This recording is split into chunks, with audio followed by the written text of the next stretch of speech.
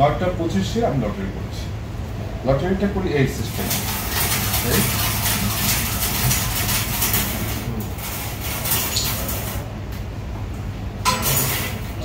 এইটা একমাত্র আল্লাহ ছাড়া লটারির আগে এর যে 3 নম্বর রূপে কার পক্ষে সম্ভব। এই 3 নম্বর প্রশ্ন রাত্রে কিভাবে যাবে, কিন্তু 4টে দিন হবে। 3 নম্বর প্রশ্নটা কিভাবে যাবে, যেটা আল্লাহ ছাড়া কারোর জানা সম্ভব না। 1, 2, 3, 4 এটা একটা কাগজ থাকে এখানে। 1 মানে হয়তো পদ্মা, 2 মানে যমুনা, 3 মানে এই।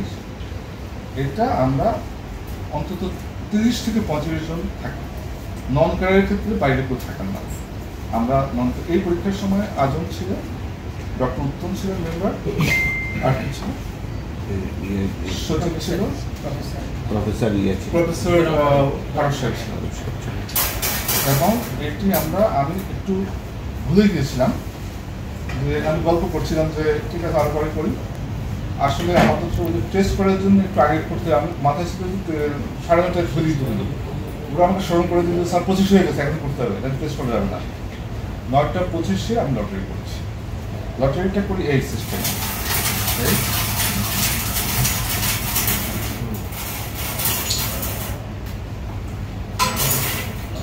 এইটা একমাত্র আল্লাহ ছাড়া লটারির আগে এর যে 3 নম্বর রূপে কার পক্ষে সম্ভব। এই 3 নম্বর প্রশ্ন রাত্রে কিভাবে যাবে, কিন্তু 4টে দিন হবে। 3 নম্বর প্রশ্নটা কিভাবে যাবে, যেটা আল্লাহ ছাড়া কারোর জানা সম্ভব না। এটা আপনারা বুঝুন। আমি ক্লিয়ার? সেক্ষেত্রে সব প্রশ্ন যে আউট হবেই না এটা আমি বলতে পারবো না। আপনাকে তদন্তের আগে হয়েছে এটাও বলতে পারবো না, হয় না এটাও বলতে পারবো না। তবে যদি হয়ে থাকে আমরা আমাদের সর্বোচ্চ এমনকি আমি স্পেয়ার হবো না যদি আমার কোনো সংশ্লিষ্টতা থাকে, এটা আপনাদেরকে আমি নিশ্চিত করতে পারি। লটারির আগে কিভাবে সুনির্দিষ্ট পরীক্ষার প্রশ্নপত্র যে পরীক্ষা এসে সেটা কিভাবে জানবো না। আর যদি মনে করেন এরকম হয় যে অনেক প্রতারণা শিক্ষা মন্ত্রণালয় থেকে অনেকে আমার সাথে এখানে পরিচিত আছেন, দেখা গেছে যে বোর্ডের প্রশ্ন অনুরূপ প্রশ্ন করে একটা চক্র এটাকে বোর্ডের প্রশ্ন বলে বিক্রি করে দিয়ে টাকা কামাচ্ছে। সেটাও বিবেচনা আনতে হবে যে এখানে সেরকম কিছু হয়েছে কিনা। যদি সেটা হয় তাহলে সরকারের এজেন্সি আছে, যদি এখানে কোনো জরুরি থাকে আমরা দেখবো, অন্যরা জরুরি থাকলে সরকার দেখবে। কিন্তু প্রতিষ্ঠান সবার উপরে আমি না থাকতে পারি, আপনি না থাকতে পারেন, প্রতিষ্ঠানটি আমাদের জাতীয় প্রতিষ্ঠান। অযথা যেন ওই প্রতিষ্ঠানটি তার মর্যাদা অথবা তার যে বিশ্বস্ততা এটি নষ্ট না হয়, এটা আমি আপনাদের সকলের কাছে আবেদন করবো। স্যার একটা বিষয় হচ্ছে এই প্রতিষ্ঠানে তো কয়েকজনের নাম এসেছে এবং তারা প্রাথমিকভাবে স্বীকার আমরা তাদের রেডি হয়েছে, আমি তো আগে বলেছি। আপনি যদি আইন মতো শাস্তি আরোপ না করেন তাহলে কোর্টে গিয়ে তো সে আবার আসবে। আমরা প্রত্যেকটা বিধান রেডি করে রেখেছি, যখন যেই ঘটনায় আমাদের যে সময় আসবে। যেমন একটা বলি আপনাকে, যদি সিআইডি যে মুহূর্তে অ্যারেস্ট দেখাবে সেই মুহূর্তে এই অফিসে যারা সাসপেন্ড হবে এবং ডিউটি স্টার্ট হবে আনটিল ওই ঘটনা না করছে আমি আগে করে কোন আইনে করবো, তাই তো সে আবার খালাস হয়ে যাবে, সে তো আরো সুবিধা পাবে। যে এখন পর্যন্ত সিআইডি কোনো রিপোর্ট করেনি। সিআইডি অ্যারেস্ট করেছে কিছু লোককে এবং তাদের কথা শুনে সংশ্লিষ্টতা পেয়ে আরেকজনকে চেয়েছে এইভাবে অ্যারেস্ট হয়েছে।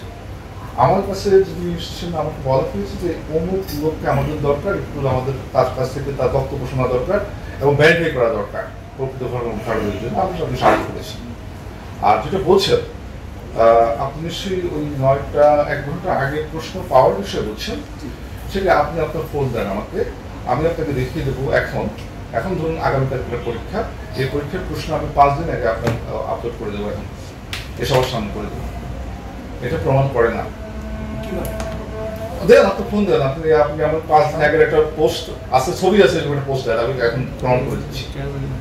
যে কোনো একজন দেন, আপনার যে কোনো একজন। এই জিনিসটা শিক্ষা মতো আমি ফেস করে এসেছি, সুতরাং আমি জানতাম। ওরা আমাকে দেখিয়েছে ঠিকই, আমি কিন্তু দেখতে গিয়ে আমি এটা তো প্রমাণ হয়। আপনি দেন আমাকে, আমি ফোন দেন, আমি প্রমাণ করে দিচ্ছি আপনাকে। এনিবডি কারো ফোন দেন, যারা ছবি পোস্ট করেছেন তাদের 5 দিন আগে বা 10 দিন আগে বা 2 মাস আগে, আমি দেন, আমি প্রমাণ করে দেবো।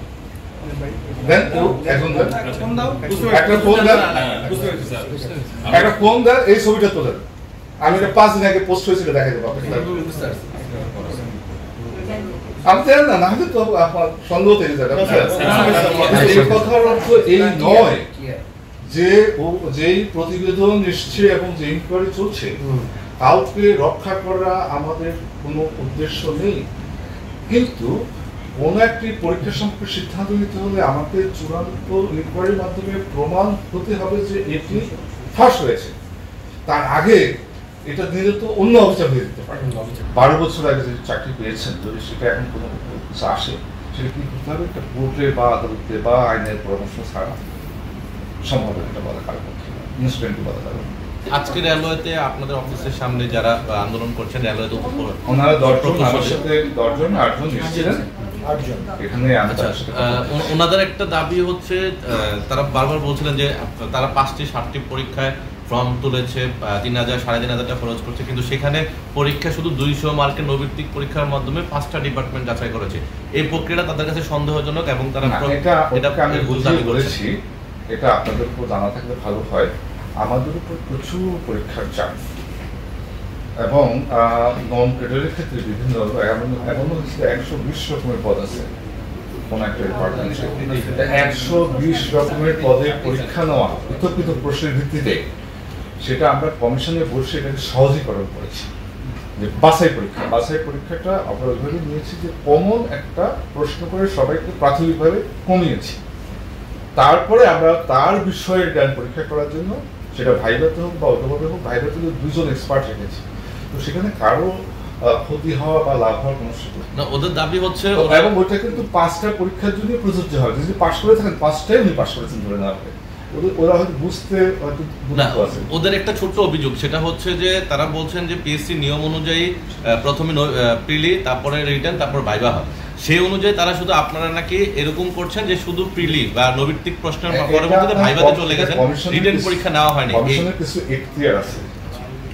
কমিশন বসে যদি কোনো কিছু সহজীকরণ কম সময়ের মধ্যে সমাধান করার জন্য কোনো উদ্যোগ নেয় সৎ উদ্দেশ্যে, সেটি কমিশনের সবাই বসে আলোচনা করে